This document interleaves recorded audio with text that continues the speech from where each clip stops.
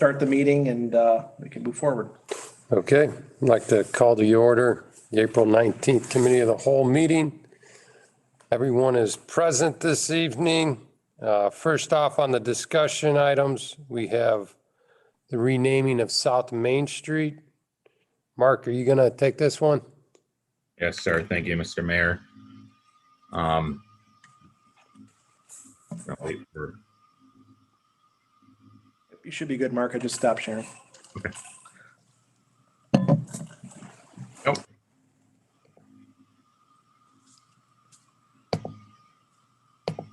Maybe. There we go.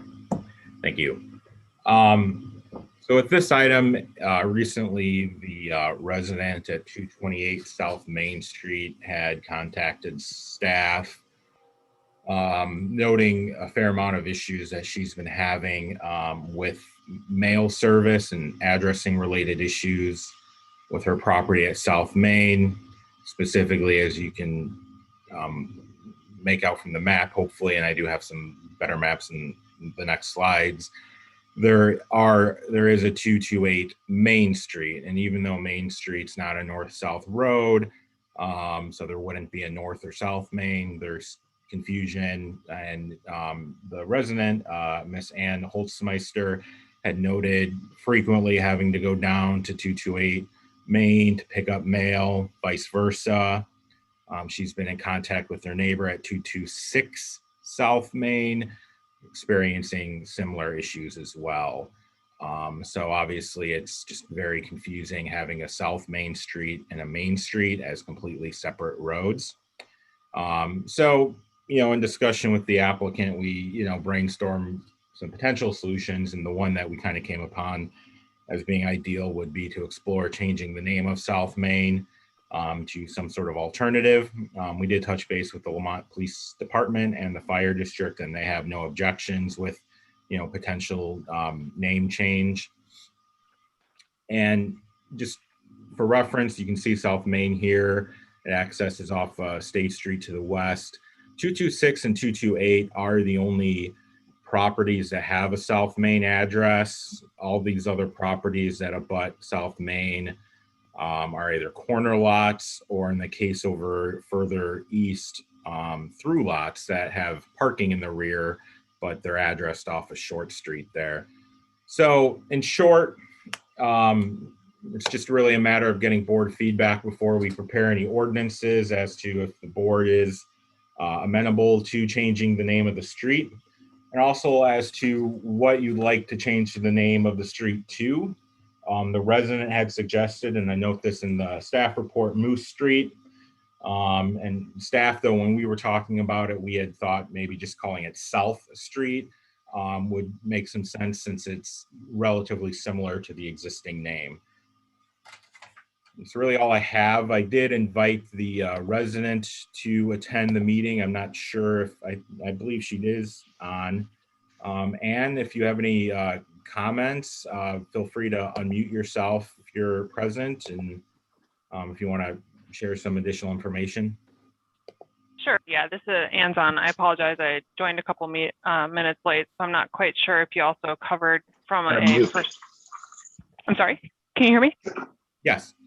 Okay. I'm not sure if you also covered kind of the safety perspective, right, from a fire or police.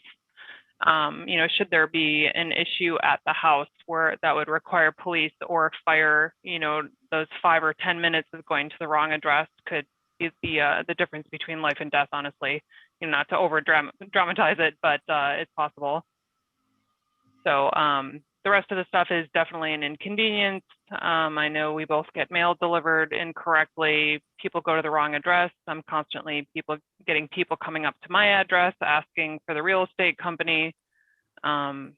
Packages go the wrong place, people go the wrong place, delivery drivers go to the wrong place, but there is the safety factor as well.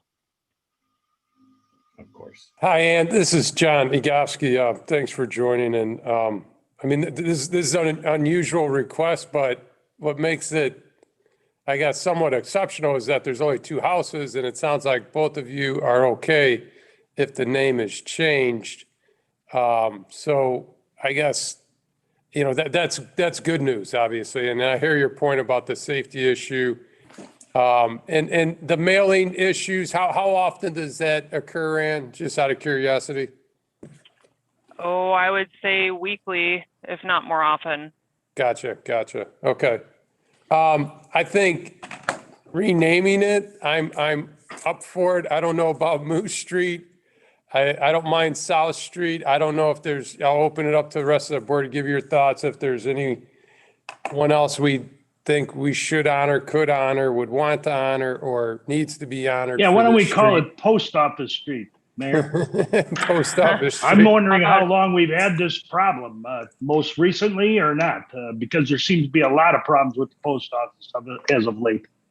So, and I just bought the place last year. My neighbor has lived next door about 20 plus years. He says he has had this problem for the whole time. So, and I'm sorry, I don't know if Mark also made you aware that it's not just a business, but it's also 4 apartment units at the same address, and that goes for both 228 and 226. So we are both. So what do you have, in the same boat A, there. B, C, D, or? I believe so, yeah. And my neighbor says he has had the exact issue I described with trying to call police to come to his house.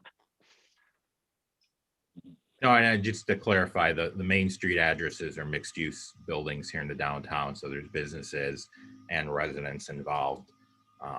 And then here again, South Main. So you So- can imagine with 5 different units at each address, what a big problem this could cause. So the first hurdle I want to get over is everyone agreement to renaming the street? I thought it was 2 residents. Now I'm hearing it's businesses, it's multi-use. No.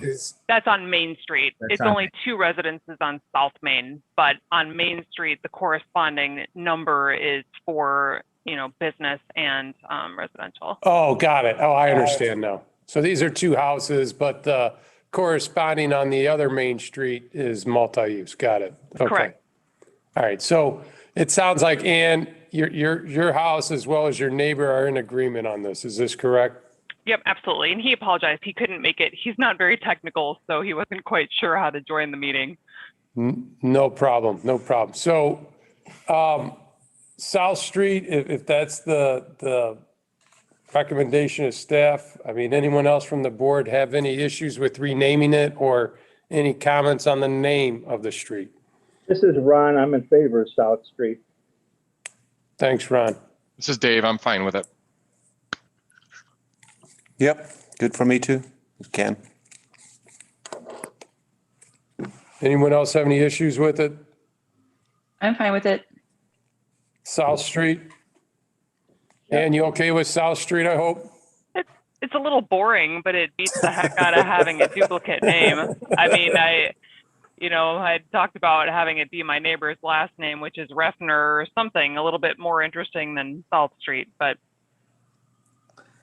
Well, Maybe we should ask the Historical Society what they yeah, who suggest. in Lamont doesn't get their fair due, Legends of Lamont. We could have that fun all day. But, I'm trying to solve a problem without opening up a can of worms. Is what I'm sure. trying No, to do. understood. I mean, I don't know what the other alternatives would be, but, then I worry if it's South Street, does it get confused with other streets that might have like a north or south? You know what I'm saying? All right. You could open up to the All right. historical. We'll open it up to the Historical Society. there you go. That's a good idea. I hope it solves the problem. I get mail and there's no corresponding address, and not get mail, so. Well, I got the biggest problem of all. I live on 1339 Acorn and I get John Piazza's mail because he lives at 1239 Acorn. So I'll trade Oh, with be you. careful. all right, we'll open it up to the Historical Society, and it sounds like everyone's in agreement of trying to solve the issue. Now it's just the naming of it. I know Ralph isn't on here, but when we do rename it, what other issues do we have? As long as Mark, you said the fire department's aware of it. I mean, post office, right? Yeah, we'll follow up with fire and PD, public safety, just to confirm when we do pick kind kind of a set name before we bring it to an ordinance approval. I had touched base with the village attorneys just on process, and I included that language from the state code in the packet. It's really just a matter of notifying entities about the name change, which goes into effect, I believe, like 30 days or so after ordinance approval. And yeah, we'd have to touch base with Public Works to get probably a couple of signs changed. Okay. So the Historical Society it goes to, who do you Yeah. take that up? Mark or Jason, you want to reach out and then tell them we're on a kind of a short, time frame. I'm sure you want to get this ordinance passed soon. So if you want to reach out and. Yeah, I'll reach out right away. I agree. We want to take care of it. Okay, sounds good. All right, thanks, Ann, for joining. Yep. Thank you very much. Appreciate it. Okay, take care. You too.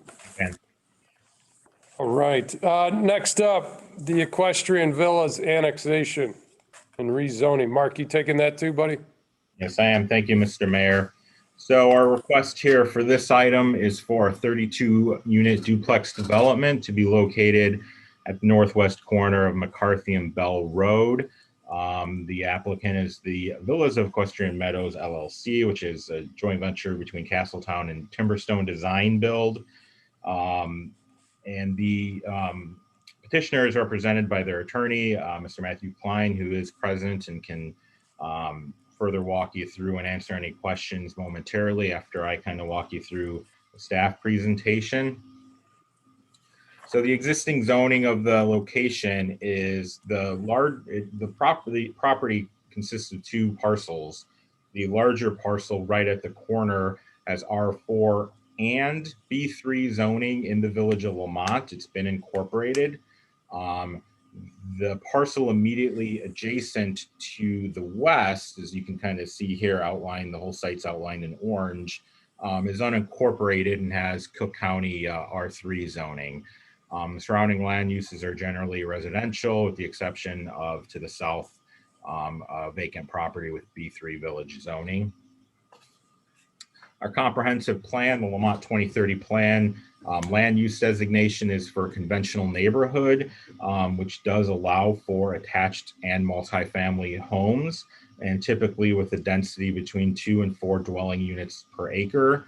So a duplex product at roughly about 3.9 dwelling units per acre does fit the comprehensive plan land use designation of conventional neighborhood for the site. The comprehensive plan also has some additional language in the Our Homes section about housing mix, and some quotes from that involves doing more to encourage single family attached and multifamily housing, and additionally allowing duplexes on corner lots within single family zoning districts. To note, and we'll touch base more upon this later, the comprehensive plan does note making connections with existing streets. I kind of showed some pictures here. There is this platted right away, 122nd Street, which is immediately adjacent to the proposed development. I have it highlighted there in red and showed some images of it. It's a glorified falling apart driveway. It's not an actual street in use. And so that was something staff in their report to you and also to the Planning and Zoning Commission just does note that our comprehensive plan does call for making those connections. The proposal does not connect to this platted right away. So the requests before us here, it would involve an annexation of the unincorporated piece, and we're working on an amended annexation agreement. But it would involve a rezoning to our R5A, single family detached and attached zoning district, where the duplexes are an allowable use as a special use. In addition, the applicant is proposing a preliminary plan unit development with a couple of departures from standards. The first involves reduction in the required open space, and I'm going to touch more on that momentarily. The use of metal roofing as an architectural accent material. Our code does allow it as long as it's not corrugated, the metal roofing, and that there's a certain distance apart if there's ribbing. That level of detail hasn't been provided, so we're noting it as a potential departure from standard and calling attention to it for the applicant as well. The proposal does not involve putting sidewalks along the perimeter along Bell and McCarthy Road, and also a reduction of the internal right-of-way from 66 feet to 60 feet wide. This would be consistent with what was approved to the north at Equestrian Meadows. I showed their proposed preliminary plat. Now, this specific document we just received on Friday. It's not what was in your packet. The only difference here is that this shows an outlot A and an outlot B as two separate outlots. What you had seen in your packet only had it all just as one outlot. So as initially proposed and what we took to the Planning and Zoning Commission, since it was all one outlot and the detention was on it, code did not allow that as open space. So technically their request was 0% open space. We received, as I noted, this revision on Friday with this outlot B. The detention would be on outlot A. Outlot B along Bell Road would be bermed and landscaped, and it's approximately 8.4% or so. As you may recall, with our recent open space amendment that we did with the UDO just last month, we changed our code. This type of plan unit development request would require 10% open space. So they're a little short on that, but the code does allow a reduction in the open space if there's amenities provided. So staff is suggesting, certain passive recreational amenities, benches or gazebo or similar on the outlot to correspond with that open space requirement. And I will also note that what was approved also allows for consideration of aesthetically pleasing and landscaped right-of-way areas, and that cul-de-sac island that they have would be landscaped as well. So that would sort of count toward potentially allowing a reduction from that 10% open space. A little bit with the traffic, the applicant submitted a traffic study from their traffic consultants with Gewalt Hamilton, a respected traffic engineering firm. They noted site generation traffic to be minimal impacts with the associated intersections. We do note that the Bell McCarthy intersection is already at a substandard level of service, but their report notes that they would not expect no real significant increase in delays. So it really wouldn't result in a further reduction of the level of service, and that there wouldn't need to be any changes with the signal timing at that intersection. We had our traffic consultant take a look at that, and they do generally agree with the findings from Gewalt Hamilton, but they did have some concern generally with access to the subdivision based on and safety concerns with those distances. They did make some recommendations that if this design were to be used, about exploring a left turn lane on Bell Road to aid with access and safety there, and also incorporation of some additional signage to alert drivers about driveways and such things in the location. It is important to note that Bell Road is a county road and McCarthy is a state road. So any access off of either of these roads would require approval from those agencies. So they're going to be reviewing the traffic submittal and the engineering plans and ultimately signing off on their access. So that's just something to note. Real briefly with the building design, generally brick or stone with LP smart siding is provided.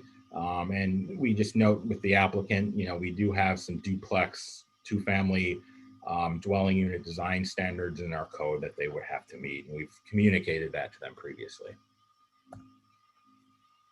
Just real quickly with the process here, we had a technical review committee meeting with this request in December. We subsequently had the Planning and Zoning Commission, the public hearing earlier this month on the 7th. The only public comment that we had was a letter received from a Mr. Zach McElmurney, and that is provided in the committee of the whole packet that you have. And his primary note, he's a relatively new resident at Equestrian Meadows, and he was asking for exploration of additional, park/playground with this development. Ultimately, though, the Planning and Zoning Commission did make a positive, unanimous recommendation to approve this request, subject to staff's conditions, which are shown on the screen. That's all that I have. Do you have any questions for me, or would you like the petitioner to give their presentation? Hey, Mark, a couple questions. So it sounds like there's a slight change in what you showed earlier, and you talked about berms and screening. Does the change take into account the recommendations that relate to the berms and the amenities? No, it doesn't. But this is their landscape plan, so I just want to show that so you can see the heavily landscaped perimeter. We have not received a full set of revisions. The only change that we had received was just to the plats. I assume the applicant's working on preparing everything for a full resubmittal, but they did provide us with this document to just address the quantity issue of the open space. Because again, they're not providing 0%. We all knew it wasn't 0%. So it's just was nice that they were able to provide this prior to tonight's meeting to show that they're actually around 8.4 or so percent. And the 8.4%, I'm not trying to, split hairs here, but the 8.4, if you add in what, the berm or the amenities, is that 10%? Or what did you refer to when you're saying? Yeah.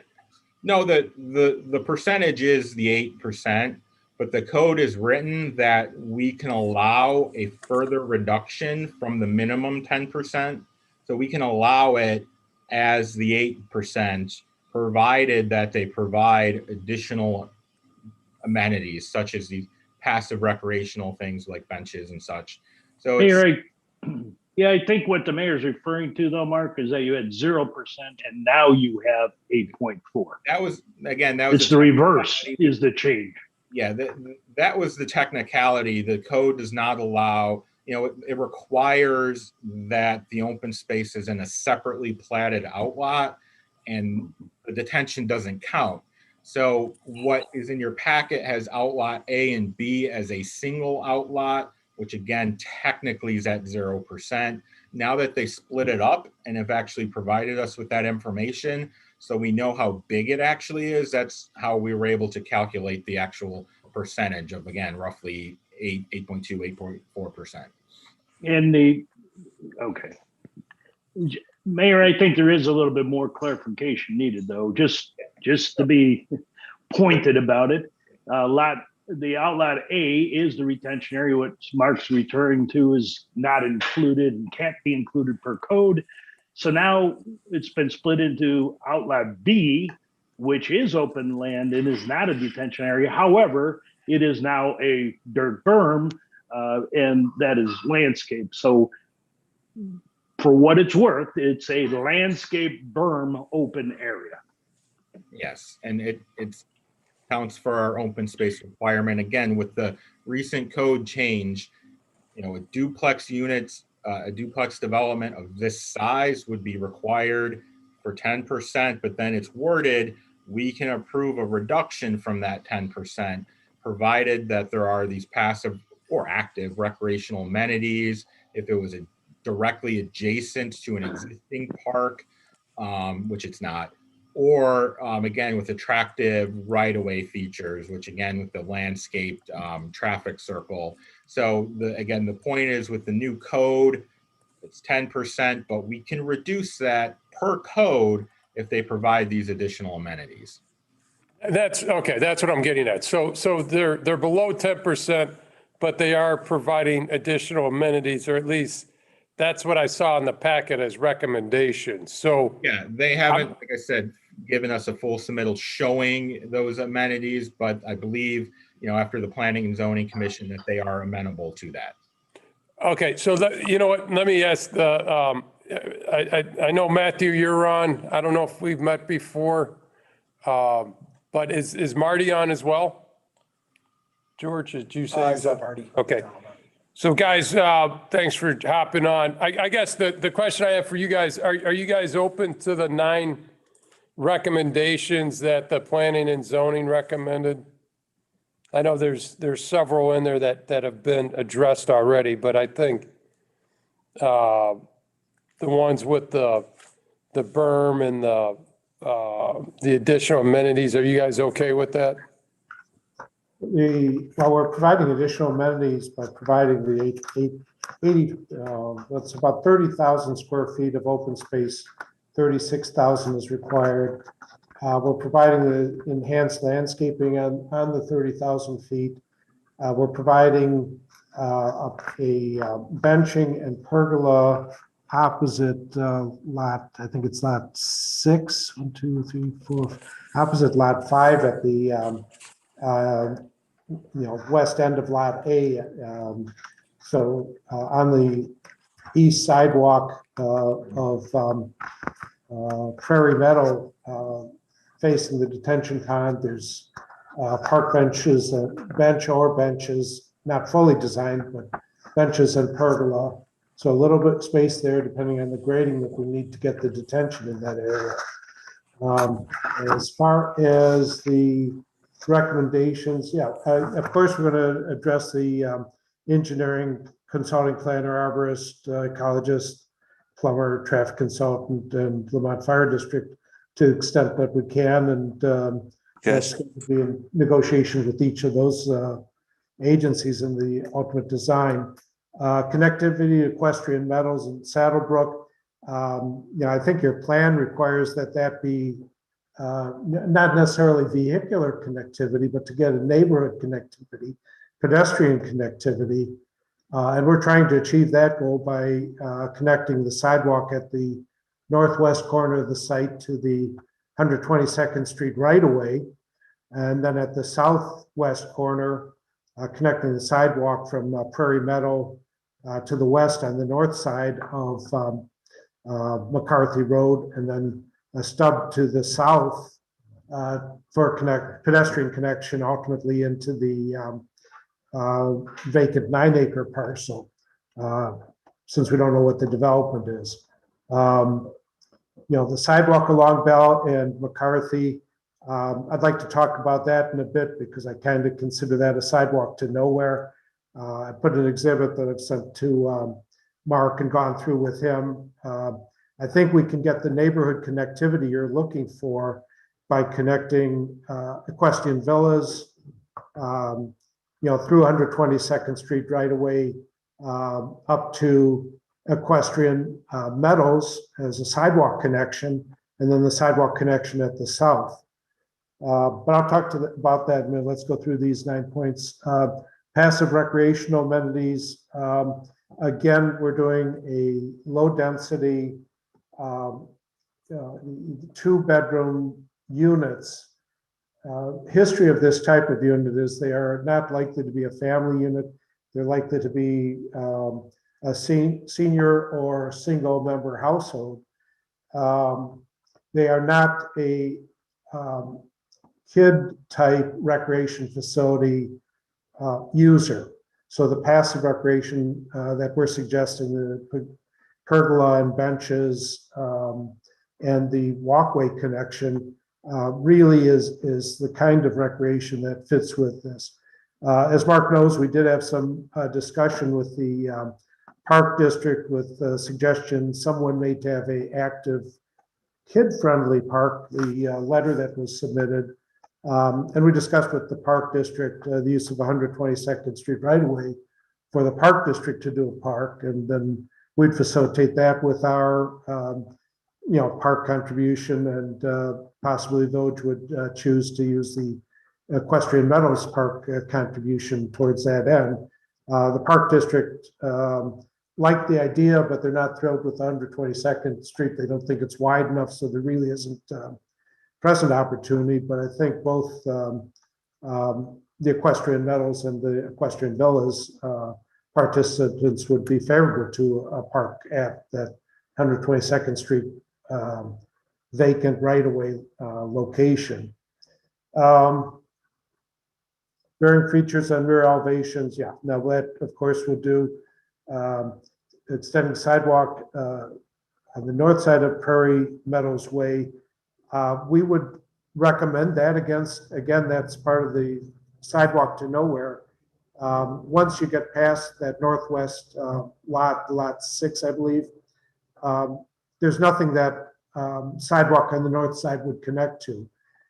Village did not require sidewalk on Bell or Equestrian Meadows. Once you get past the back of houses on the north boundary, there's a detention pond and there really isn't even space for sidewalk going to north at that location into Equestrian Meadows. So really the only opportunity to connect by sidewalk to Equestrian Meadows is the stub that we showed to the west connecting to 122nd Street right away. Berman, a separate outlet we've done. Traffic consultant. Those are largely issues that are going to have to be addressed in dealing with the county on Bell Road and the state on McCarthy. We will obviously work with them. But as far as having another access to the site, other than the two we show, it really would be very difficult. Again, part of that's the history from the development of the site. Developers of Equestrian Meadows at one point had sought this property and the property to the north. They weren't available. In the planning of those sites, in conjunction with the village, the detention pond ended up at that southwest or southeast corner of Equestrian Meadows. Again, and then the southern lots in Equestrian Meadows facing rear to the south, basically making a road connection difficult, if not impossible.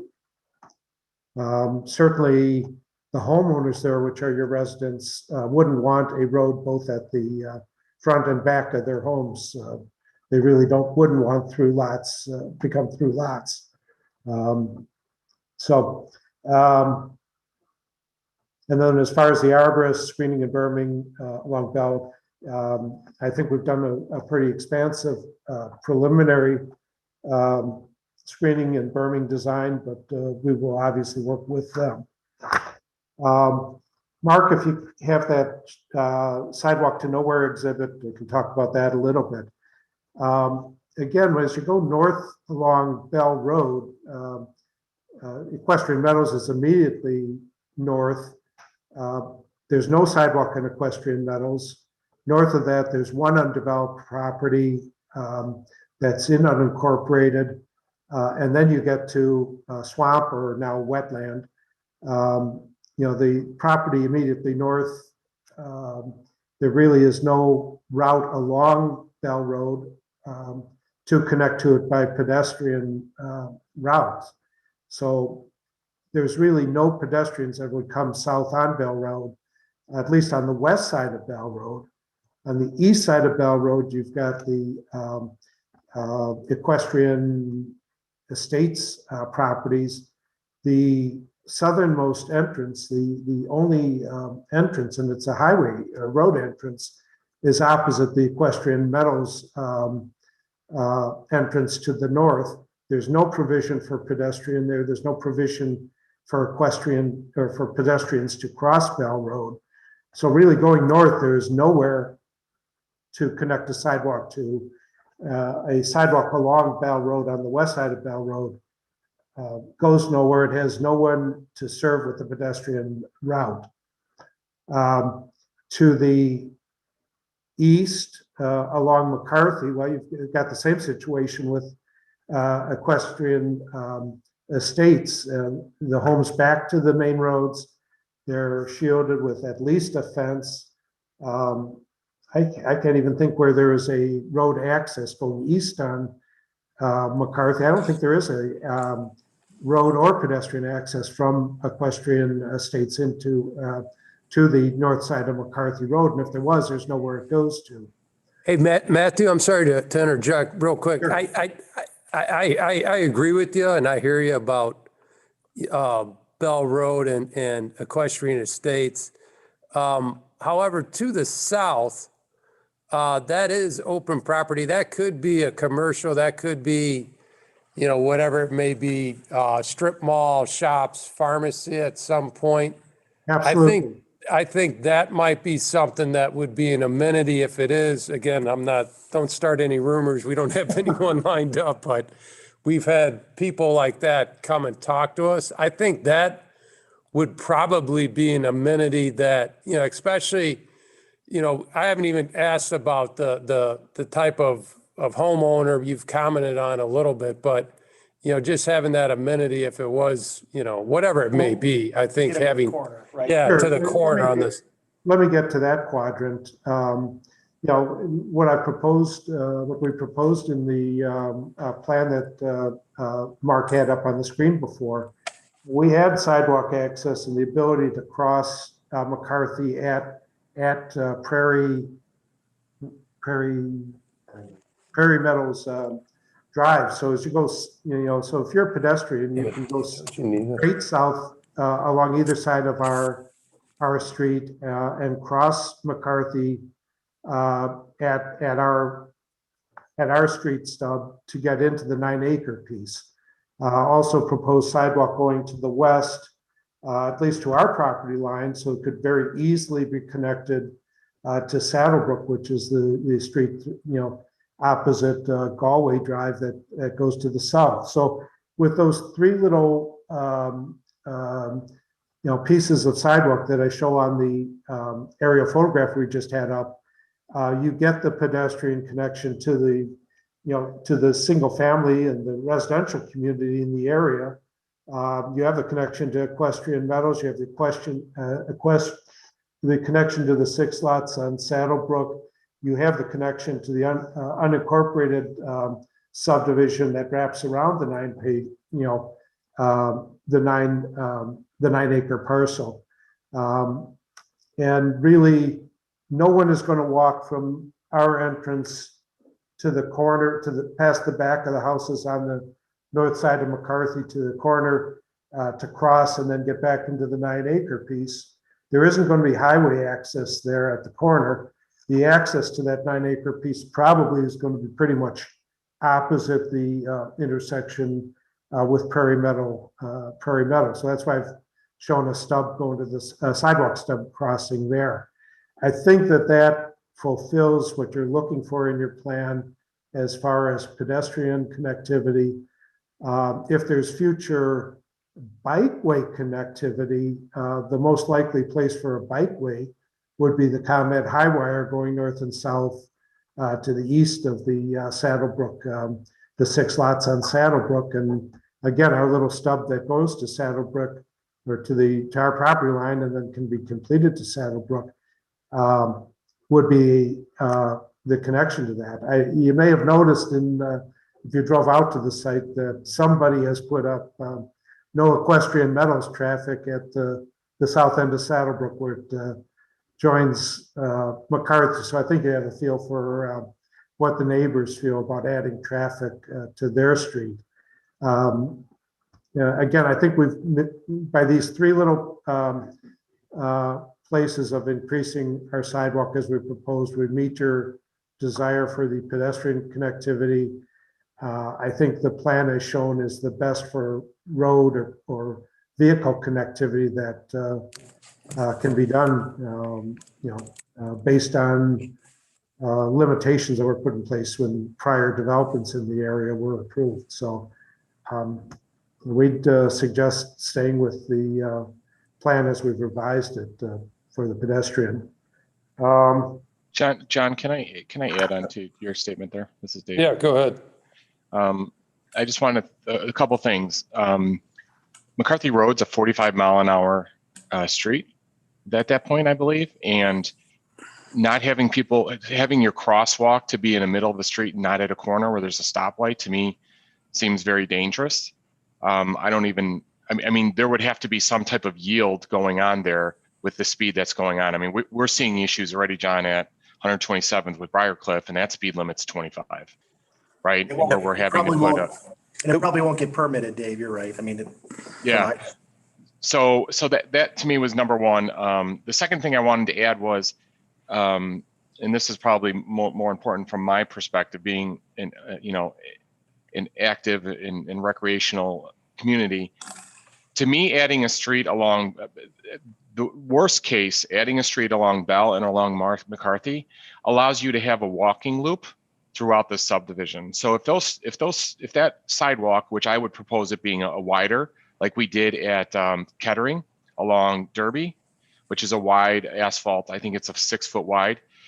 That going around this gives you the ability for all these homeowners to have an actual loop, some type of loop for activity. And if we did that and we actually put the benches, instead of overlooking a detention area that I'm assuming is going to have wild grass growing in it, putting those type of benches along the sidewalk or the walking path that I would call it around the subdivision gives you a nice passive activity that's going on. The wider sidewalk obviously helps you with, bikes and walkers, and then the benches there gives you actually some, a rest point if you wanted a rest point. So those are really kind of the two things I thought of on the sidewalk. The one, I mean, putting it at that place is dangerous, and the other one is I see it as a loop, so it's like a bike path, and we see those in different parts of towns, and there isn't much activity out in this area. Like there aren't any paths, there aren't any parks, right? So this does give us some kind of loop if we kind of make it the right way. So that was all I wanted to add. Gotcha. So going to Dave's point, I think it makes sense about the crosswalk being at Bell Road. I mean, as of right now, it would be a sidewalk to nowhere, but there is going to be some, that's been actively being shopped. So there will be something there eventually. So, I mean, what are our options, George, as far as, do you escrow that? I mean, that could be an option since we don't, having it go to the west, you're connecting to nowhere. And I don't think you'll get it beyond being unsafe and it's related. I'm not sure IDOT permits a crossing there. You could try while we're going through it. I mean, rather than spend the money, you could escrow some funds and we could decide at a later date, which way it goes on McCarthy. But I think you're going to want to get people to the corner, especially if there is neighborhood commercial to the south. To McCarthy and Bell, you're saying? Yeah. Got it. Hey, guys, can you talk a little bit about it sounds like, this is going to be, more senior or single type living, no kids. Can you just talk a little bit about your marketing plan and how you foresee, what's a comparable, is this comparable to what you're doing, Marty, over off McCarthy right now? What's kind of your price point? What's the marketing plan? Well, I think they're mostly going to be ranch units. So they might be similar, nothing like McCarthy on McCarthy Road at Seven Oaks. They're all master bedrooms on the main floor. So mostly all ranch living. And we're probably looking at upper 4s, lower 5s. Got it. So targeting, like I think Matthew said earlier, targeting more of a, and I could say it now, I'm getting up there, but kind of the empty nesters, 55 right. And older. Exactly. Because that's been one of our bigger problems at Seven Oaks, that we didn't have master bedrooms on the main floor. Yeah, the product is basically 2-bedroom units, master on the first floor, second bedroom on the first floor, very spacious. The customer typically is someone that from the community, that kids are out of the house or their family is reduced by whatever reason, and they want the community where they don't have to mow the grass. The association mows the grass. The association takes care of the property. They can be gone for 2 or 3 months, and the property is maintain professional management in the, association management. Again, typically the buyer either is somebody moving out of a larger house from the existing community here from Lamont, maybe from one of the surrounding communities, but probably from Lamont. Or, they're live in Lamont and they want their parents to move nearby them, but not in with them. So those are probably the two biggest markets for this type of housing. There isn't enough of it in Chicago suburbs, and let's say there's demand for it. We see that now, Matthew. I mean, I think we're at Willow Point, same type of thing. I mean, those things were sold in, probably within a year and a half. So, yeah, definitely. And we heard that out there as well. Keep the master bedrooms on the main floor is what we keep hearing. So definitely things are red hot. So I think this will be very successful. Any other? Rick had his hand up. Yeah, go ahead, Rick. Last time. Go ahead, Rick.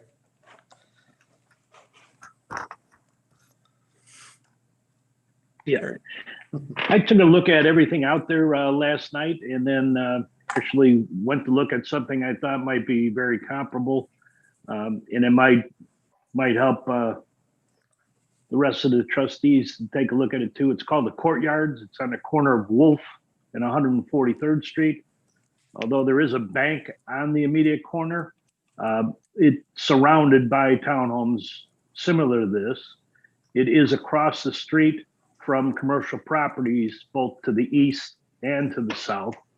And to the west, it also is it would be walks to nowhere as it goes into a low, it's an area actually where Cook County puts up signs that water is across the road, be careful, across from the Italian imports, if you're familiar with that store. So anyway, it's very similar to this. I like Marty's product a lot. So I'm trying to reach to try to find a way to make this work. But I think there are a number of things here that were pointed out in the review that are very important. I did drive on Bell Road, and the curve that is mentioned a number of times in the narrative is what is technically called a vertical curve. And what it means is you can't see over the hill. So what they're talking about is that visibility. So that is kind of problematic even now at the current entrance there into Equestrian Meadows, but it's there, so they're living with it. But I also noticed today when I was out there at Wolf and Bell and 143rd that the traffic queue just for the stoplight at that corner can get rather long. It also gets rather long at Bell Road and 131st. All those southbound routes, the traffic queue gets long, and that's what our traffic reviewers are talking about when they say the traffic is going to back up at the corner of 123rd, thereby making a left turn into this at, say, 122nd Street would be a problem. To move it further north, where there is a left turn lane, then not so much. So that's kind of the answer to the 122nd Street issue. Even if the developer was agreeable to putting it in, I don't think it'd ever get approved for those safety reasons. But my question is, whose sign is up there currently saying you can't enter and go to the north? Who owns that sign?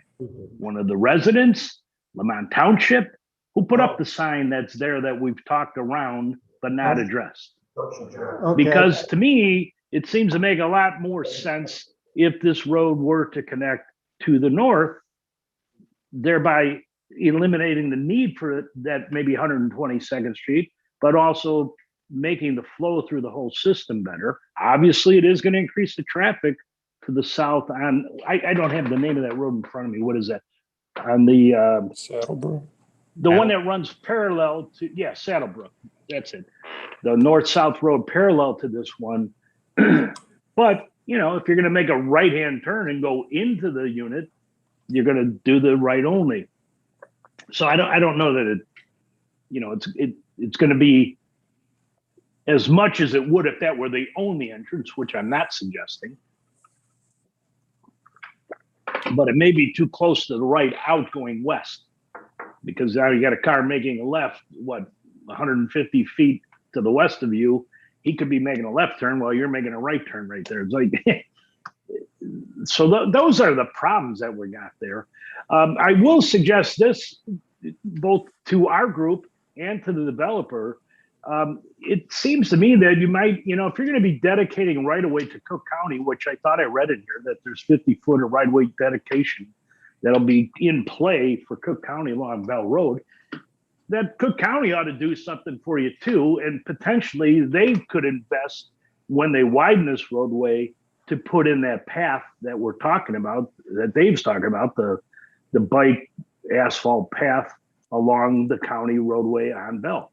That would seem to make sense. Likewise with the state on the east-west route, because the one I'm using as a model, the one at Wolf and 143rd, has a path, actually, an asphalt path north and south along Wolf, and it has a concrete sidewalk in front of the bank that goes east and west. So, it would seem to me that if you're giving them land, that they ought to participate in.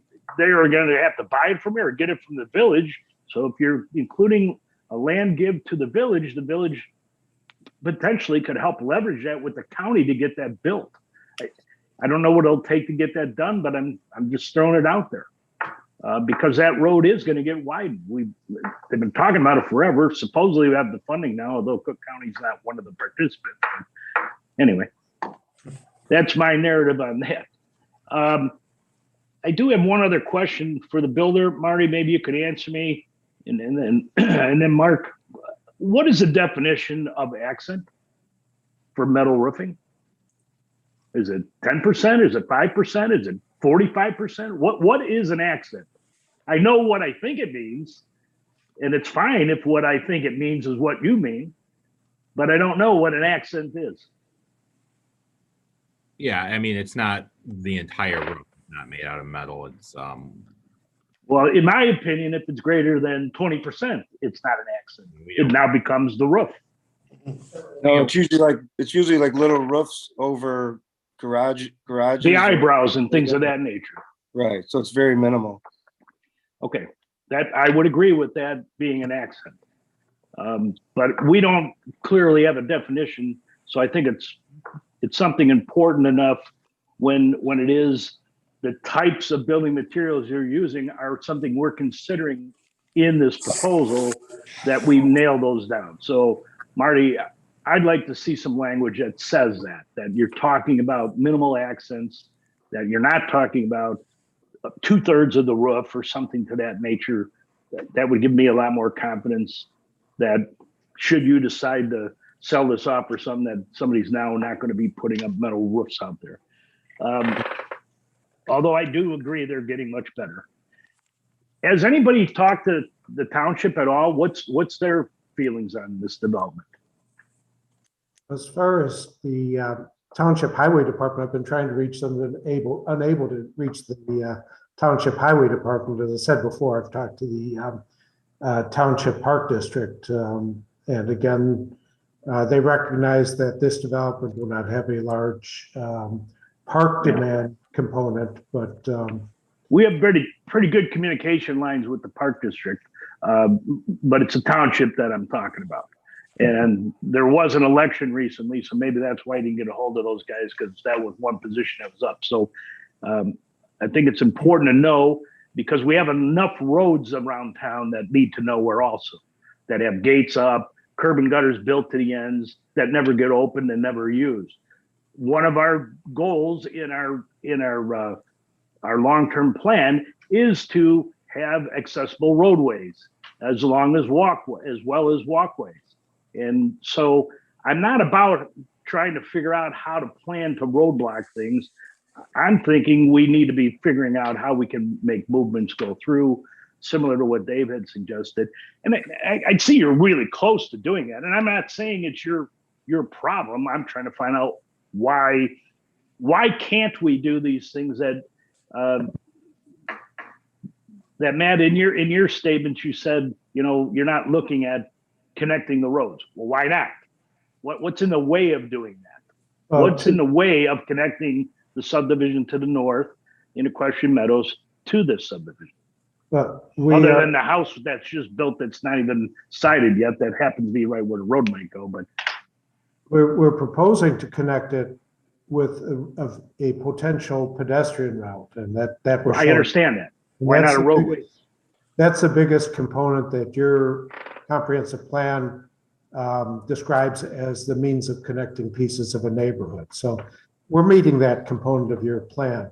As far as a road connection, if we were to connect this site to a road network via 122nd Street, all the cars from our development are still going to go the same place. They're still going to have the same impact when they get to the McCarthy and Bell intersection. That 1 second typical increase is still all it's going to be, but all our traffic is still going to go the same directions that they would otherwise go. It's just going to be more difficult for them, for our customers from our site to get there by going to 122nd and out. If you were to say we weren't able, you limit our exterior access from our site. The other thing, the 122nd Street, again, no real benefit to development of our site, and a significant negative to the homeowners on the south side of Equestrian Meadows, who the back of their houses would, face a road. The north end of their houses would, face a road. So, I think it's 5-6 homeowners there that all of a sudden, instead of having a backyard, have 2 front yards. Maybe not regulatorily, but they've got a street on their house. Okay, I'm a little confused by that. There's one nice home with a nice backyard that goes right alongside 122nd Street. Happens also be a place where I saw somebody's truck parked there. It looks like a parking lot as opposed to a driveway or street. I agree with that. That particular one would be the connection point, which would be the back of your lot 6. Well, no, I'm talking about Equestrian Meadows, which is the subdivision to the north. Yep. The houses that back, to our north line and back to 122nd Street. There's the 4 that are shown on this plan. Oh, you're talking about 31, 32, those? 29. There's about 2 or 3 more homes as you go to the west till you get to Saddlebrook. So I think there's 6 homes total there, maybe. Okay. 1, 2, 3, 4. So you're saying if 122nd went through, there would be a 122nd Street would be in the backyards of those homes. Yeah, it'd be a detriment to those people and really no benefit to anyone. Somebody from Equestrian Meadows isn't likely to drive into Equestrian Villas. Equestrian Villas isn't going to drive into Equestrian Meadows. If you establish the pedestrian route, which we've provided, then you have the ability to get there by pedestrian means. Hey, Matt, real quick, who put up the sign? Do you know? Well, real quick, let's just explain that sign. So the subdivision we're talking about is by itself right now.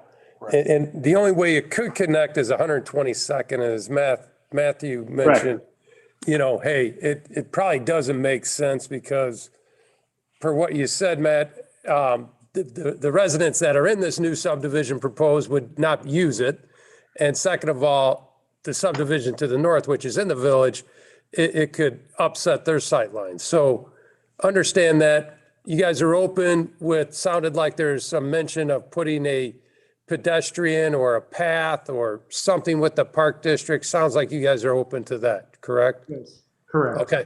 So I guess the issue that we're talking about outside of this subdivision, and Rick, I agree with you. We run into this all the time. We have a connectivity issue with Equestrian Meadows, which connects to Saddlebrook to the west, correct? To the south. Correct. Yes, south. Yeah, south. So I guess, why don't you just go through that? So that's the issue. I mean, again, this is sort of like how we run into these things where it's like all of a sudden we put up a gate and, you know, we don't like connectivity because the township, those residents have been there for so long and they're used to not having connectivity. And guess what? There's a landowner to the north that's now developing. I mean, we have to be able to accommodate connectivity. So, Well, there are times, and we've come across it, where the people in unincorporated own the road. I get that. I don't Right. know if that's the case in Saddlebrook, and if it's not, you know. Yeah, this is it. Yeah, it's all dedicated right away. So I mean, the sign, maybe it's for another topic, but I mean, who put up the sign? And is it just for construction or is it all traffic they don't want coming through there? Does anyone? It says it just says, well, now that's a good point, George. I didn't take a picture of it, so I don't remember. yeah, I Well, think we, all I'm saying is that Probably safe to if assume you- it's all traffic, right? I mean, nobody wants an increase in traffic on the road, so it's probably I a have safe the bet. sign. The sign just simply reads, no equestrian meadows traffic, use Bell Road entrance. yeah. yeah. Well, they can't do that. Yeah, you can't do that. I can make one of those signs for any street you want. Yeah. Well, Yeah. I'm pointing it out because there may be a problem getting this approved coming out onto Bell Road. Yeah. That's why I'm bringing it up. I mean, Yeah. besides the connectivity, that could be a problem. On Bell Road, we already have preliminary comments from Cook County Highway Department. Okay. You know, so they are anticipating receipt of final. They've given us comments. We have to respond to their comments, but there was nothing that would preclude the likelihood of having an access to Bell Road. Bell Road has more traffic. I'm actually kind of surprised by the right in, right out on McCarthy because McCarthy has far less traffic on it at that spot than Bell Road. So I would agree with that. yeah, so in future iterations, if we can get a full access to McCarthy, especially if there's going to be future development of the property across from it, where you'd have a full intersection there, I think that's something that our engineer will look at. Well, yeah, and you don't have the problem going east, making a left turn there because there's not an intersection further west. So you don't have a queuing problem that you may have on Bell. That's all I'm getting at. If a car is going north and he wants to make a left turn into your Prairie Meadow, you could end up with traffic backed up to the intersection. That's what they're talking about. So whatever, that's for them and you to decide. And those are details at finals, if we get that far, just because before final approval, right, Mark, this is just preliminary. They need to have all those issues, dot their i's, cross their t's before you'll get final, correct? Correct. Well, I guess that's why I'm trying to understand why not connect the 122nd Street now. I also did some math, Mark. I'm not sure if I have the calculations right, but there were 32 units on 7.3 acres, that equals 4.37 units per acre. I think we were saying we were just short of 4, but that was using a greater acreage that would include the right of way. Or No, that parts of- includes the area that's being annexed. There's 2 parcels that are being annexed or there's the large parcel that's already in the village, plus there is the 2-acre parcel roughly that's subject to the annexation petition. It's the westernmost north-south strip. you making it the 9 point whatever, Yeah, as whatever, opposed to 7.3. yeah, whatever the total area is. Total with the 8.3, I believe. 8.3 acres. Right, but it didn't account for the acreage that you're giving them the 50-foot right of way. So can't count it twice. Whatever, I'm just telling you, it looked to me like you're over a 4.0 units per acre. That is what our goal is on this site. My point again is looking at lot 6. as being an access point to connect the road, which was discussed. That was in the review. I don't know, Mark, I don't know what your guys' thoughts were now. I know you brought it up, and I know the developer shied away from it. But I don't know why. I mean, why not work on 122nd Street to provide that access? I don't get it. Yeah, it gives another unit, but we're at the high end, even if we do make it with the additional acreage that was just talked about. Well, putting the traffic through from our site through 122nd Street and instead of an access somewhere else makes the marketing and development of our site more difficult. It adds no benefit to the traffic system in the area because all this traffic from our site, as small as it is still going to end up at the same intersection, the same point at McCarthy and Bell, where that's only one side. I agree with you. Everything you're talking about relative to this site, I agree with you. And I agree, you are building sidewalks to nowhere. But we're here planning the future. We're not here planning this as if it's the last unit that's ever going to be built on that corner. So it does help the traffic to the north of you. It helps because there's only one way in and out of that right now because they're not using Saddlebrook to get out.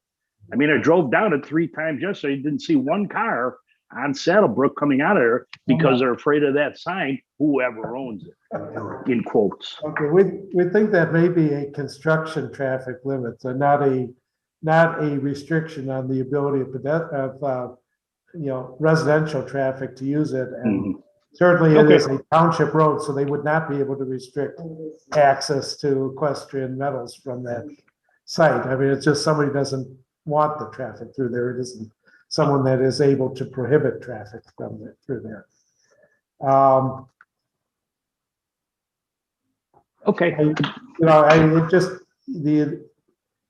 Yes, connectivity is a good thing. We agree with that planning, but your planning. And yes, I like your units. I just think you might be trying to put too many pounds of whatever into a small can. Well, we're trying to solve as many of the problems as we can and meet as many of the goals of your comprehensive plan as we can in this.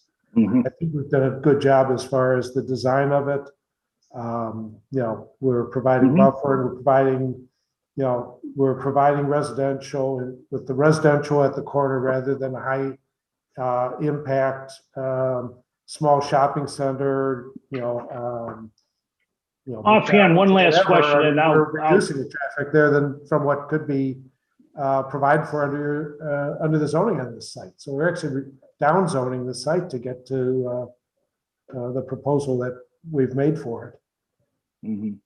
One last question on those lots we were talking about earlier, the 29, or I can't see to the left. I see 30 and I see 35 across the north, east to west line there on the north. Right. Do you know what the elevation difference is from there to the road? I don't remember. I know you have a big drop off, but I think that's further north.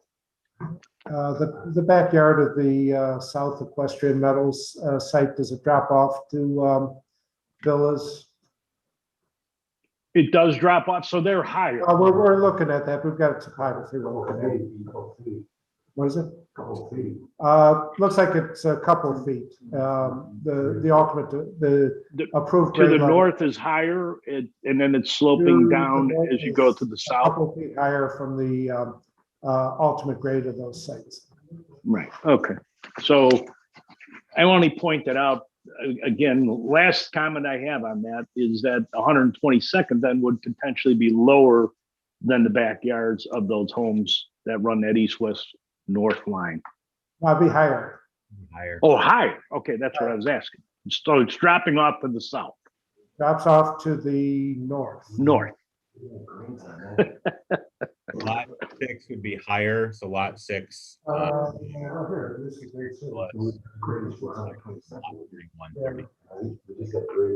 No equestrian meadows backyards? Right, this would have a very Lot. negative impact on equestrian metals. And you go east, they go from lookouts to walkouts. So the land drops off heading east in Equestrian Meadows Sounds right. Okay. at the lot Okay. line. So it's like a knoll to the northwest, in other words, I can't tell who's talking, so. So it's a higher, northwest is higher. As you Right. go east, it drops off to walkouts, and then at that point, it's probably more level with what potentially would be this Prairie Meadow Way. Okay. Right. Okay, thanks. Oh, there it is, okay. That was my last comment, John, I promised. I'm turning my mic off. All good. Any other questions or comments?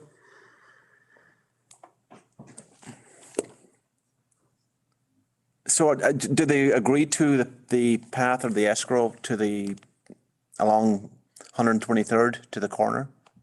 And McCarthy from Prairie, From Prairie Meadow to the intersection, like, for future, I don't know if we're putting it in now, but we might want it eventually. yeah, but not on Bell Road, just on the McCarthy to the corner, yes. If there was a entry sign at that corner, are you guys open for us putting that there? Like a wayfinding, welcome to Lamont sign? One of our gateway signs. Yes, Because that, Dave, that might be, Dave, I hear what you're saying about the loop around, but there could be a lot of, other, I think that'd be a great place for a gateway sign. What if we have to go further east, John? What's that? So what if we have to go further east with it? Further east with the sign or the? Yeah. Don't isn't there more potential further east? Not a whole lot other than Not really. equestrian. I mean, equestrian at some point, but Right. Equestrian Woods? our borders are pretty big. States. We've had, No, I mean, well, you guys got your subdivision sign right there, so we'll have to think about that, but well, that could be to the north, actually. Well, we'll look into that. okay. I think on the sidewalk on Bell, I think a good point is that we didn't require Equestrian Meadows to do it. It doesn't mean you keep making mistakes upon mistakes, but that is one issue of fairness, I suppose. I will point out that we're not supposed to be looking at our PUDs. They're supposed to stand alone. That works in both ways. So we can't reference one to support the other and not reference the other to unsupport something we don't like. I did think about that, so. Again, I think your goal of the sidewalk is to have the pedestrian access through the community, and when you go down Prairie Meadow and then have the connection to Galway and Sun Hill, and Saddlebrook, you've really got the connection to the community.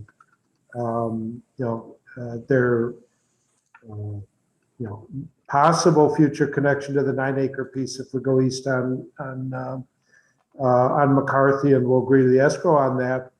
But really, there is nowhere under current circumstances, unless the equestrian estates really redevelops, which is, I think, pretty unlikely, or the forest preserve really redevelops, that a route to that McCarthy Bell, pedestrian route to McCarthy Bell is going to be meaningful. Even your bikeway plan doesn't show anything on going north and south on Bell Road. If you have bikeway, ultimately, I think it would be on the ComEd right away just to the west. Well, wouldn't Bell Road get a bike lane if it got expanded? I doubt it. I think if it got expanded, you'd probably put the bike lane on the ComEd right away if possible. But what about the complete streets? They might, yeah, we've seen IDOT kind of sidestep their requirements. I'm not sure about the county, but you're right, David. They probably would have some type of requirement. And I have heard that from ComEd even that they're they're kind of, they don't want any more facilities on that ComEd right away, but those are down the line. Yeah, because Well, they would it do be have similar a to- trail going to Bell and Archer, right? That's where they ended up that trail. So it would make sense for them to continue that trail going down Bell if they're expanding, because they did do it on Bell and Archer. On the, Yep. on the ComEd? What are we No, on talking the about? street when they No, on expanded Bell. the intersection, when they expanded the Bell Archer Main Street intersection, they put bike lanes all 4 directions. So the bike lane going down Archer goes to Bell. Oh, And I believe, I can't remember exactly, but I think they put a crosswalk at that stoplight as well, didn't they? Or no? It I did, just yeah. can't remember. So I mean, it would seem to me that for their streets, they would at least do what we're doing with bike lanes. So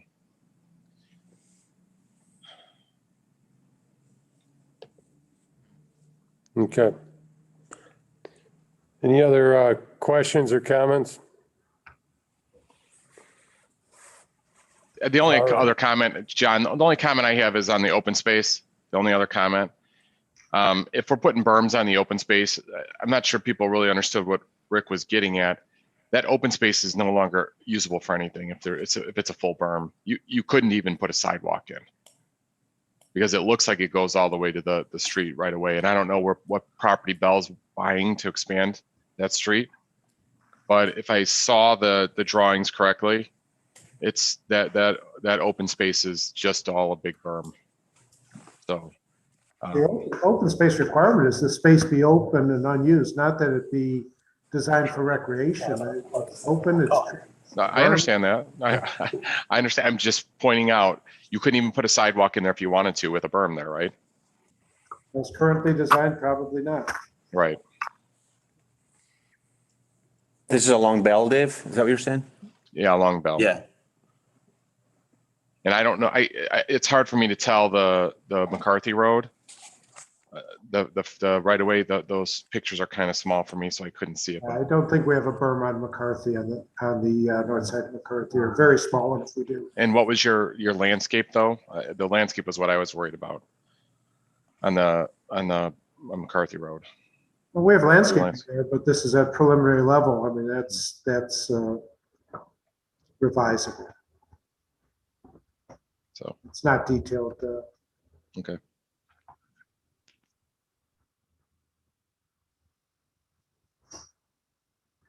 So before we leave this, so right now, what you're proposing is full landscaping and or berms along Bell and to the south on McCarthy Road. That's what I'm looking at, those small circles. Is that correct? That's correct. And that will be the coverage, very similar to, and again, I'm referring back to what we did at Willow Point on 131st and Parker. Is that a similar type of landscaping plan? I Yeah, think it's pretty comparable. Yeah. Got it. Okay. All right. Okay. we're proposing way more landscaping than that site. I'm not familiar with that site, but, and Bell believes it's way more landscaping that we're proposing here. Yeah, no, I just think, hey, my personal opinion, I'm not going to make this a planning and zoning meeting, but I do like the coverage. And if it's annuals like, evergreens or whatever, I think it makes the property sell a lot quicker because those are two very busy streets. So I think coverage like that is better than, putting paths in there versus, but I still think, my question is can you still get the coverage on McCarthy Road with the sidewalk as well? I know it's going to be escrow, but is there? Yeah, for sidewalks on the right of way, our landscaping would be inside of the right of way on our property. Got it. Okay. Pretty wide. All right, sounds good. Because again, I think, Dave, you and I would probably disagree with me on this one, but again, I think the more coverage, the better. I think it makes it more sellable, and I think you guys, you probably ran into it over on You know, what was the development? Derby off of McCarthy? Marty, what was your other, Seven Oaks? Seven Oaks, I'm sorry. Yeah, Seven Oaks. Anyway, so yeah, I think having the landscaping there is critical. And that plan will be reviewed, I guess, is that? Correct. Okay. All right. Sounds good. Well, guys, thanks a lot. Appreciate it. Hey, thank you. Okay, moving on.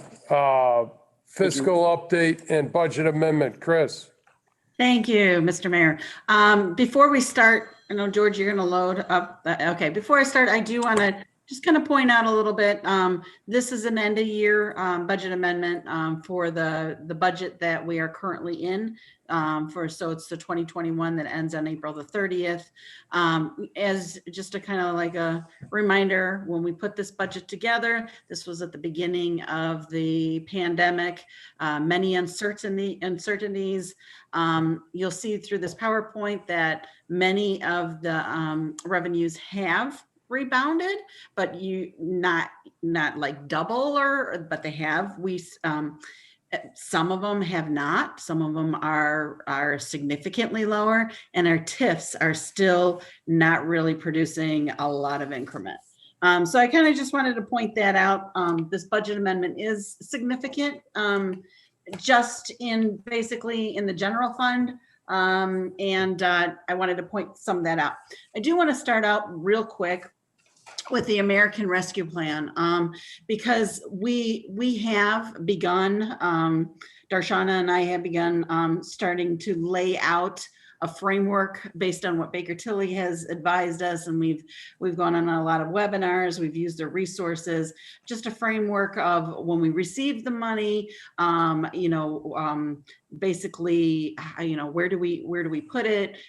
We always follow our investment policies. However, we want to make sure that it's segregated out according to what the plan states that we have to do.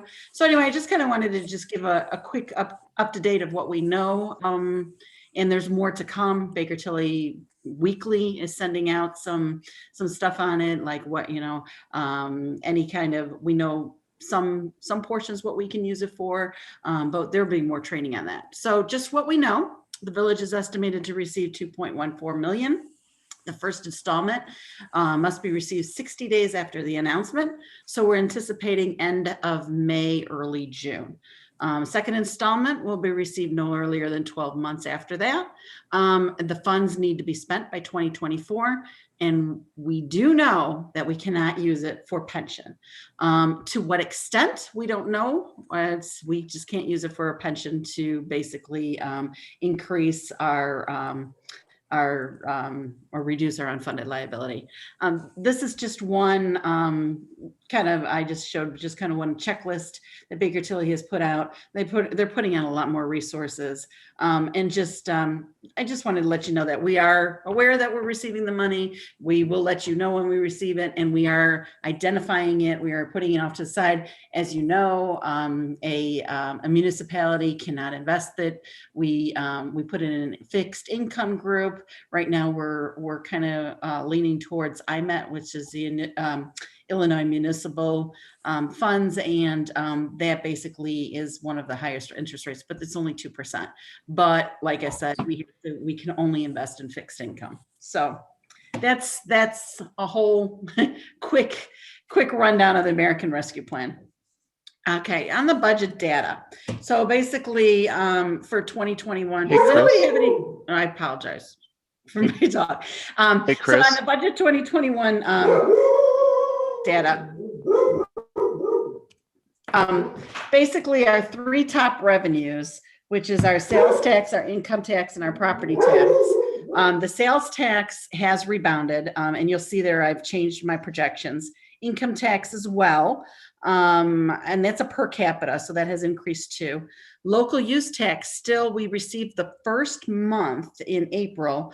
We received the new, so it should have been lower for the January where they changed it from with the online sales. It still went up, only about 1,000 or 2,000, but it still has gone up. So I don't know if they're still trying to get the kinks out of it, but it's gone up. The video gaming tax and the telecommunication tax, I've said before, has been a drop, and it's probably around a 30% drop. With permit revenue, we do still see a steady increase, especially with people doing home projects as well as other permits. Here are the latest of our graphs for the income tax and sales tax. As you can see, the income tax, I kind of put the squares on that, on where we are with that year. It's kind of hard to see, and I apologize, but we are higher on the income tax. I don't know, this was before they announced with the American Rescue Plan that the unemployment would not be taxed. So I don't know how that's going to be affected. So that could drop a little bit in the coming months. And the retail sales tax, you can see we're trending a little bit higher. And of course, on the non-home rule sales tax, we're trending higher as well. So, this is what I've shown many times about what we're monitoring and what we're not, but what's good and what as I have issues. The charges for services, those are our franchise fees, and as everybody knows, is that people are kind of going more towards the streaming, which we won't receive the money for it, so it is trending lower. Then the red ones are the video gaming, like I have stated before, and miscellaneous revenue, and those are just revenues that come in. That's also no, that's just the miscellaneous revenue. I apologize. And the property taxes, we're just receiving them slower as we have historically received it. So that's just kind of on the yellow area of it. On the general fund proposals, what we received and what I've said before. Georgie. Okay, thank you. Oh, I'm sorry, the expenditures. So expenditures we are all in the green, even with the snow and the overtime. We've had increased overtime. We are all within budget. It looks like we're going to be actually less than projected. So expenditures look good. Everybody's doing a very excellent job with their fiscal spending, especially towards the end of the year, and everything's great on that. So good. Okay, so now what I'm proposing, I believe, and the memo that we had, I did increase it a little bit with the sales tax. So I believe that our revenues should come in about $966,000 higher than what we budgeted. Now, remember, we cut it over $700,000. So we are probably only a little bit higher than we were last year, but with the budget, that since we cut the budget, so it looks like we're rebounding. So on the sales tax, I'd like to increase the sales tax projections by $375,000, and that's due to the higher receipts like I showed. Income tax, also $375,000. That's also due to the new Illinois Municipal League. Their estimates are higher than when they estimated in the previous months. Local use tax, as I said, that's with all the online sales that happened during the pandemic. There, we need to increase it as well. So and then the road and bridge and tax are smaller. Permits, of course, we cut the permit revenue because we didn't think with the pandemic, we didn't think there was going to be a lot of building going on, kind of similar to 2008. However, as we have said, the permit revenue has increased. They're extremely busy, remodels, so we are going to increase that revenue. Health inspections, we have to reduce that because we had said we were going to waive that fee, so we need to reduce that one. Retiree insurance, we need to increase. Investment income we need to increase. However, we are seeing a drop in that just because the banks are just we are not receiving a lot of interest income. That's why I said we're the other funds we're going to put it into a longer term for 2%. And then the beginning balance, we had some purchase orders, so we did do a drawdown of a beginning balance. However, we don't need to draw down, so that is going to fill that portion of it. And then some reimbursement increase of 22,000. So these are kind of like a high level of what the revenues projections that we need to do. On an offset, what my suggestion would be is instead of leaving that 966,000, I would like to, well, we have to increase the, since we're increasing the revenue, we have to increase the expenditure for the retiree insurance. So that is, so a little bit different because we budgeted a little bit more revenue than we did on the expenditure, but that's going to be an offset. But we need about and then $250,000 has to go for the Main and Archer because we had anticipated the close of that property so Main and Archer could pay its own debt service. However, we didn't close, so the general fund does need to, because they're backed by sales tax. So we have to send the money over to Main and Archer so they're negative cash by the end of the year. So that one we need to do. The $500,000 we would like to send it over to the police pension fund for the additional funding. We had said to the rating agencies, and we had said it last year as well, except when COVID hit, we decided not to do that, that we would, if we had any excess or any portion of the general fund money that we could send over to the pension fund, we would. So my recommendation was to take $500,000 of that and bring it over to the pension fund. Hey, Chris, can I interject real quick? Is there, I understand you kicked it off with the federal money coming over. We can't do anything with that with pension. Yes. So I'm not talking about that. I'm talking about this $500,000 to the police pension. Yes. Is there anything that could prevent us from just, instead of physically cutting a check to the police pension fund, that instead we set up an account on the general fund books and we pass a resolution or whatever it is, but we say, hey, $500,000, this is set aside in a separate account, and this account can be invested, in some sort of financial, I was thinking something along, like an S&P type of mutual fund that mimics the S&P 500. Is there anything that could legally stop us from doing that?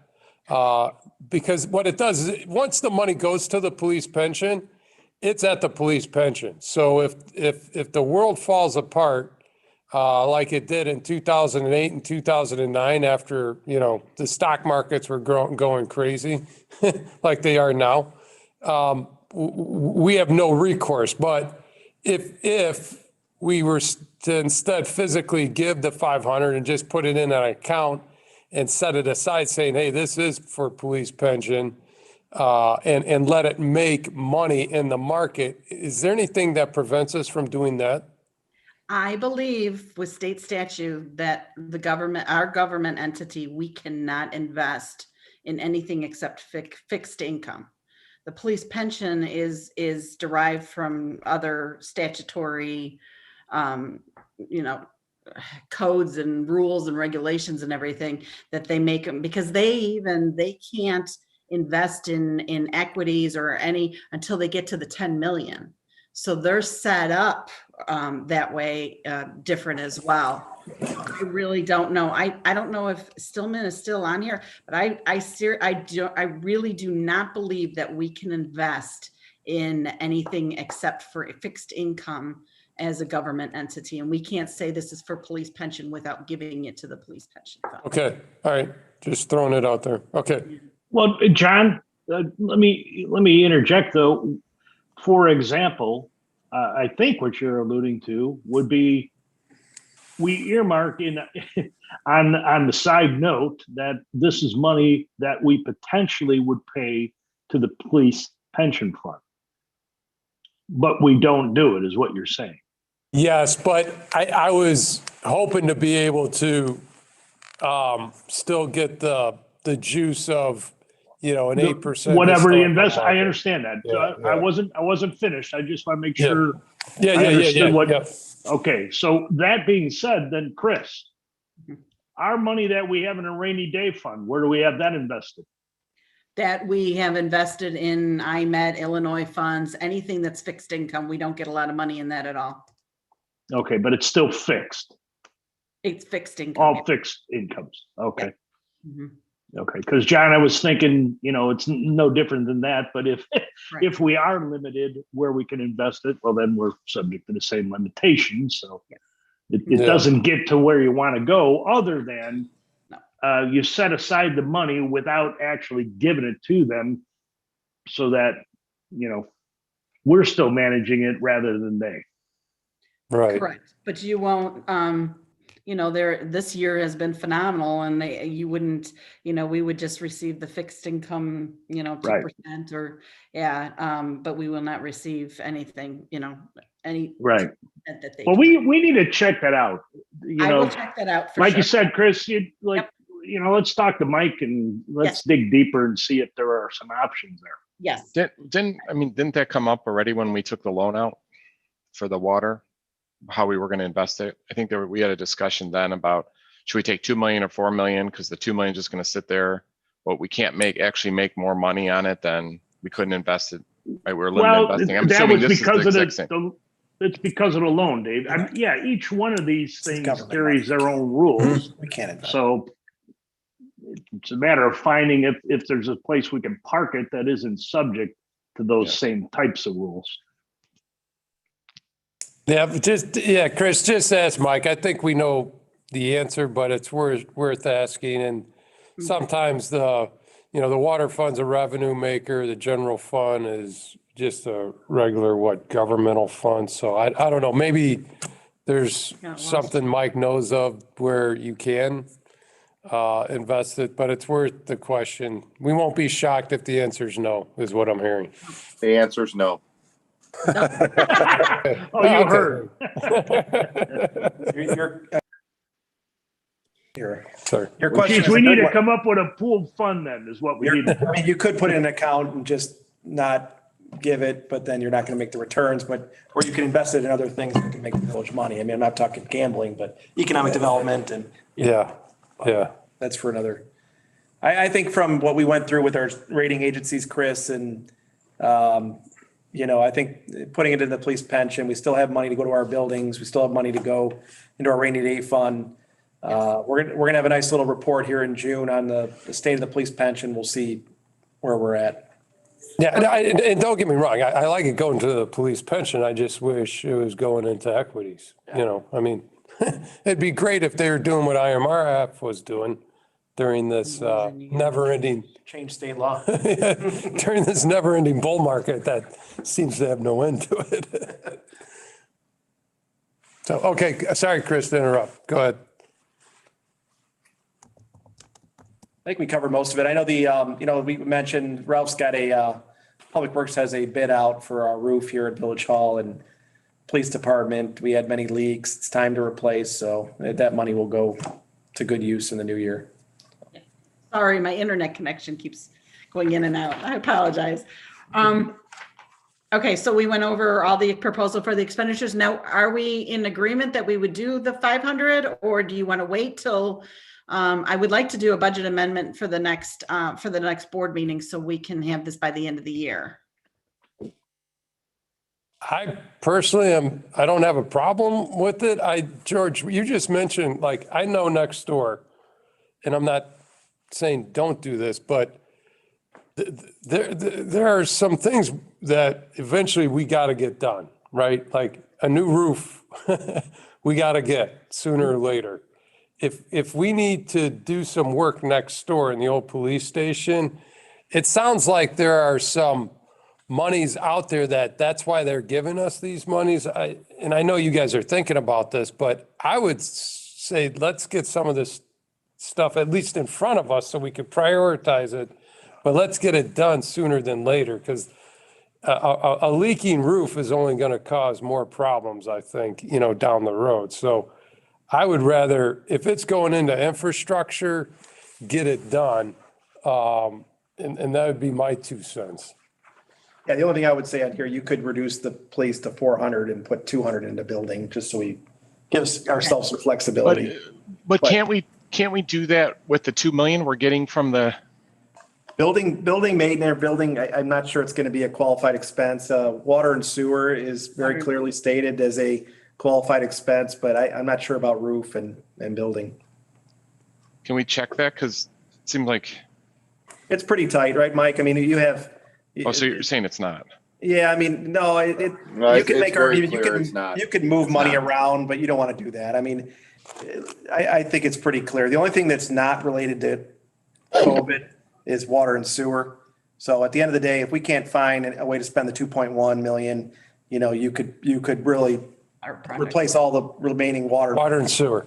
I think that is probably, I don't want to create, to me, water and sewer is critical. I think, governments always find a way, oh, we got money, let's spend it on stuff that, I'm not saying we're going to spend it on stuff we shouldn't, but it sounds like water and sewer, we're not going to have a problem using the money. Very clear that you can. Very clear. Okay. Got it. Chris, this is Ron. I have a question about the government money. It says it's in 2 installments. Are they equal installments, 50/50? I believe so, but nobody in the last training, all they just said is that it's 2 installments. I would think that it's going to be equal, but I have no idea. Okay, that worries me. I don't want to get 10% and then 90% here. Yeah, Must that's come from the state, right? Yeah. Who divvies that up? I think that we get it from the state. So, but they have pretty tight rules on how they need to distribute it. Yeah. So like other municipalities aren't going to get 90 and others get If you're 10%. in Cook County, you can. Woodland Hills. All right. Okay, and then the rest of the funds is basically, we did a bond refunding, so we have to increase the revenues for the debt service, increase the expenditures to offset it. IMRF, we have the funds in IMRF, however, with the overtime, I didn't budget properly with the overtime, so we had an increase of the expenditures. Social Security, also the overtime costs. But that's also covered by the current revenue. There's no shortfall on that. And then our TIFs, and then I didn't know on the police pension fund, I can reduce it to 400 and then we'll just recognize it that way, if that's okay. So Chris, I have no problem. Me personally, I mean, the other members of the board, feel free to speak up. But again, I just want to make sure that there isn't some overhanging infrastructure, items that are still out there, like, garage, I know we took care of this, but the elevators at the garages or the roof here, this is the time for us to catch up on some of this stuff. So I think George, get together with Ralph, figure some of those, what are we missing? I'm sure we're not missing anything, but I don't want us to continue to have, the roof leaking, next door when it's only going to cause the boiler, do we have to replace that? I mean, these are the things I think we need to think about and then prioritize as a board. Yeah, we need to ask the question of how it's defined, if it's for any safety issues, because maybe there's some things we could do with like the police department, with the technology, with the cameras, with those types of things, or as John's talking about with some of the heating, air conditioning. If it's not the roof, can it be the heat? Are those safety issues that are covered with this? Because they're not only doing strictly infrastructure. I thought they were doing some like capital development projects also. And some economic as well. And you can use it for some revenue loss, but you have to show it basically, it can't be like our, that we said, okay, we won't charge any late fees, or we won't, we're waiving the the permit fee, not the permit, the health inspection fees. And we can't do something like that. So really what I was thinking, the video gaming, that was a true, you really Right. could see that we were, and that is, that's that's over $200,000. So that we could say that is a true revenue loss. So that one, those, and then, Where, water- okay, Chris, so like you said, some of these things are still being yes. vetted. So where are you, are you able to look at one place to find the information at least, or do you have to look multiple places? Is it coming from one source? Yeah, Baker Tilly is basically is giving a lot of information, a lot of videos and a lot of training on it. They are giving us the information as they get it. A lot of stuff is unknown right now. That's why they suggested some of that checklist is suggested, have an investment plan in place. When you receive the money, don't put it right away into, your pooled. You can't put it in your pool to set up the accounts. So we've already set up accounts. So when we receive the money, we can receive the money because everybody knows you're going to park it because there's no like specific guidelines. So we have to, they change it all the time.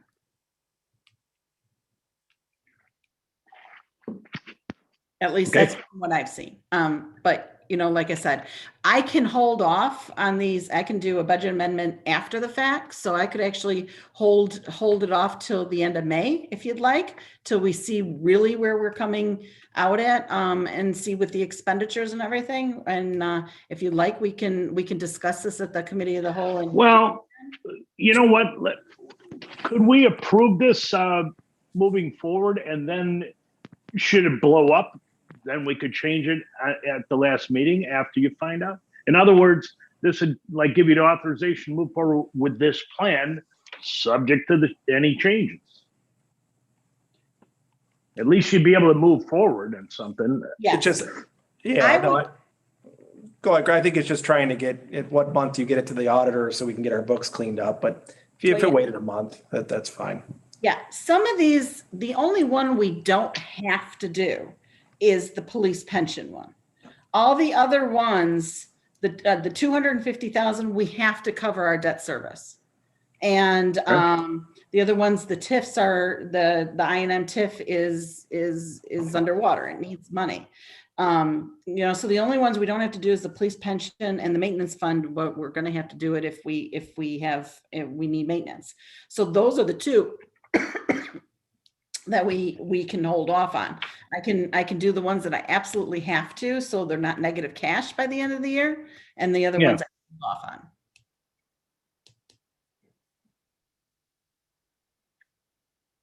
Well, all right, that sounds good to me. I mean, we're debating over 100,000 on the police pension fund, right? Yeah. No, 500,000. We're advancing 500,000. No, but I thought we're in agreement on 400, and we're just trying to decide if we want to do 4 or 5, or we think, Rick, you think it's more than 400 that we might be debating, or more than the 100? I don't know anymore. That's why I'm. Yeah. I thought John was considering going from 5 to 400. But yeah. Okay. Let's do this. Just have it all go to police pension. Just come back. I just want to make sure there isn't any. I threw it out there. I wasn't trying to throw any monkey wrenches in this. I just want to make. I just keep hearing, for the longest time we kept hearing about the elevators in the garage, right? Right. We took care of that.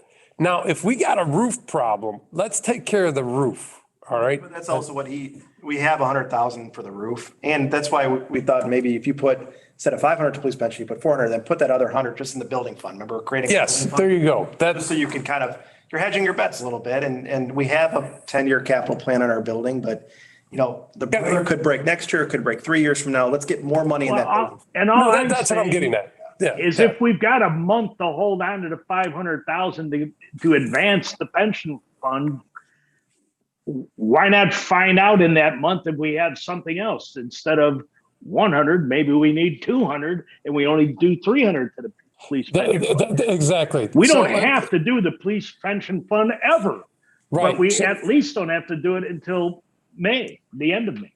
So let's do this. it sounds like you're going to do a little bit more homework, George, but figure out what the number could be. But right now, we got 500,000, 250,000 goes to the police pension.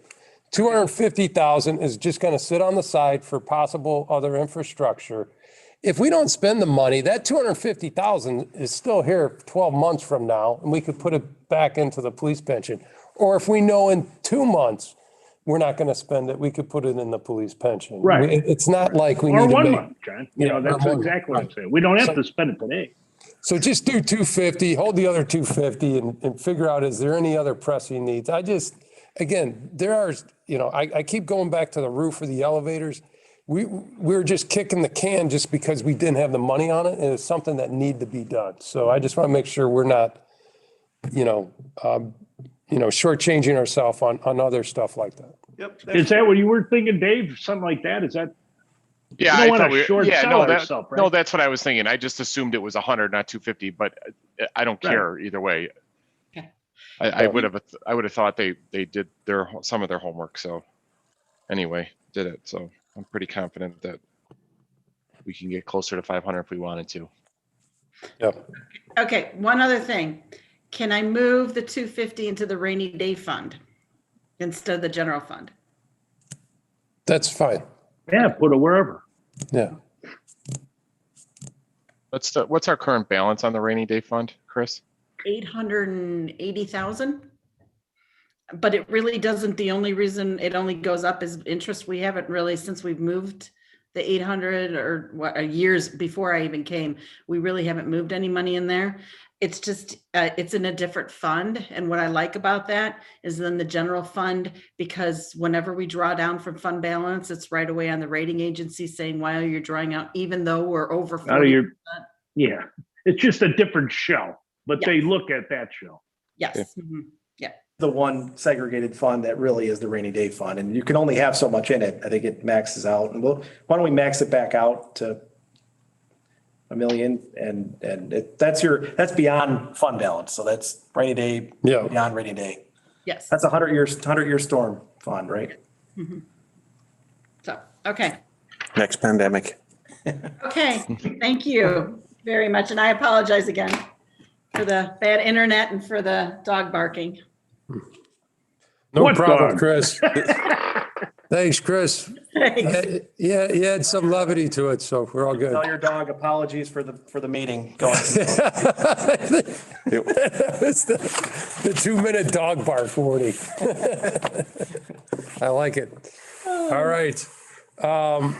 Anything else as far as unfinished or new business? I know, anything else we needed to, we're not going into We're going to executive. go into, I thought we were. we are. Yeah. Yeah, so we'll do that. It'll be brief, famous last words, but George, collective bargaining 2C2. George, Yeah, I had one matter for new business. all right, go ahead, Mark. Yeah, real quick. Yeah, Covington Knowles 8. Gallagher and Henry had messaged me recently. So if you may recall, we approved their final PUD last summer in June. Final PUD approvals lapse if they do not commence site development work within a year. So that would be coming up this June. They've requested a 12-month extension. That would be something we would take to you for ordinance approval. But prior to doing that, we wanted to give you a heads up and see if there are any thoughts, comments, concerns related to that. If there's any issues. None for me. Huh? Hey, Mark, did they say why they haven't started? COVID related. Go Yeah, for it. I mean, they're in the early stages of bidding improvements, why, exactly, yeah, over the course of the last year, why they specifically aren't further along, not sure. And it also is maybe an interpretation, the code says commence site development, whether or not that's permit submission or actually putting a shovel into the dirt is maybe open to some interpretation. So they're just requesting that extra leeway. I mean, I just want them to get going. So I don't know what we normally do with this? I mean, if we run into this, this can't be the first time we ran into this with the, Usually we extend them. I mean, that's fine. yeah. We extended that Notting Hill one for quite some time. Yeah, no, I got it. And obviously, you know, the language is the board can at its sole discretion. So this is a matter, you know, this. It's really just, we're it's having state saving staff time probably because it's all part of this the consent decree. Even if it did go correct. away, they'd come back and we'd do all the work and it would be the same. No, I don't want to do it again. What I'm trying to do is if we give them 12 months, if we give them 6 months instead of 12, will they work faster is what I'm asking. That's, Give them 6 and let them come back again. 6 months, we charge them half. 12 months, we charge them whole. Yeah, keep them, keep them moving just to, what, 6? I don't know. I just want them to get going. So Don't we normally do 12 though? I mean, I get what you're saying, but I think this is a standard thing that happens and we usually give out 12, right? Right. Yeah. So Well, that's So why what do we you guys- changed the ordinance though. whatever you guys recommend. we going. used to give out 2 years ago, but. All right, that's fine. Well, Go. 12 months. All right, sold. Let's go. Okay. Thank you. Thank you. All right. Thank you, Mark. All All right. right. We'll just need a motion to Okay. go into executive session for 2C2 collective. oh, real quick, Old Stone Church, the stairs to the basement, the stairs down there, Historical Society. Oh, yeah. I checked it out. It's in bad shape and they, Yeah, I don't know if Ralph was going to talk to everybody and, you know, obviously we're not here to save the world and nor do we have all the money in the world, but historical preservation is very important to us and they have a need.